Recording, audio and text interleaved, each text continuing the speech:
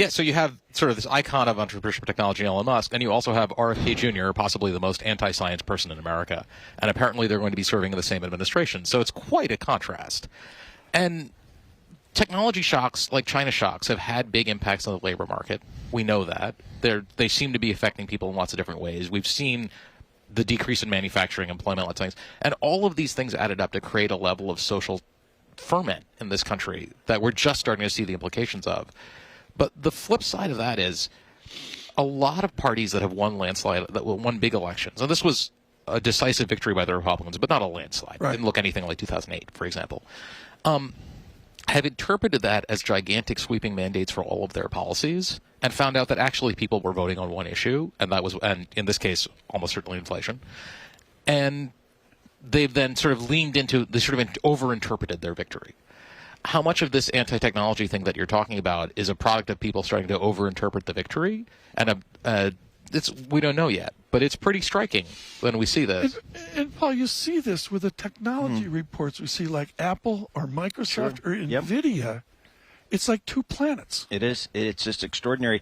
Gautam, I mean, these cabinet picks are coming fast and furious from President-elect Trump and his campaign. What's your takeaway so far? So, in the 1st century A.D., the mad Roman Emperor Caligula decided to make his horse Incitatus a consul of Rome. That horse was still a better pick than Matt Gaetz for Attorney General. You sort of see Republicans, Democrats we expect recoil, but you can see Republicans recoiling.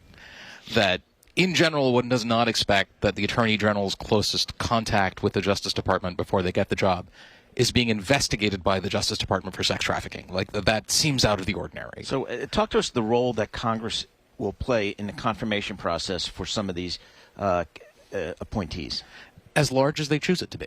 I think of the set of appointees, they're the sort of the normal appointees, Burgum, Marco Rubio, who are going to get, most Democrats will vote, just, say, thank God we got him in, fine. Stefanik at the UN will probably get something similar like that. But the flip side is clearly Democrats are going to go insane over the idea of the sort of Hegseth, Tulsi Gabbard at DNI. That's the one that people in the internet, and I'll say in the national security community, people are simply going insane. Like, they don't even know how to process that prospect. RFK Jr. at HHS. I think people don't quite realize, HHS has a budget of almost $2 trillion. So the scale of what we're talking about putting him there is just unimaginable. And this is someone who, when he was running for president, proposed that one of the things he wanted to do was just stop all research and development on new drugs.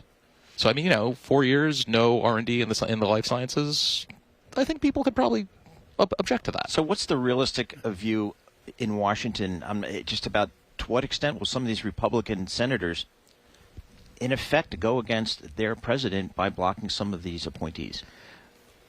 I think people are starting to think not that much.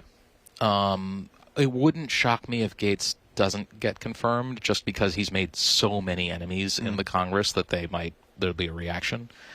But the others, I think the betting is that the level of patronage that Trump has and the level of sway he has over the party, he ran ahead of all of these people, right? He got more votes than most of these people. In Michigan, the Democrats held the Senate seat because tens of thousands of people came in, voted for Donald Trump, and left the rest of the ballot blank.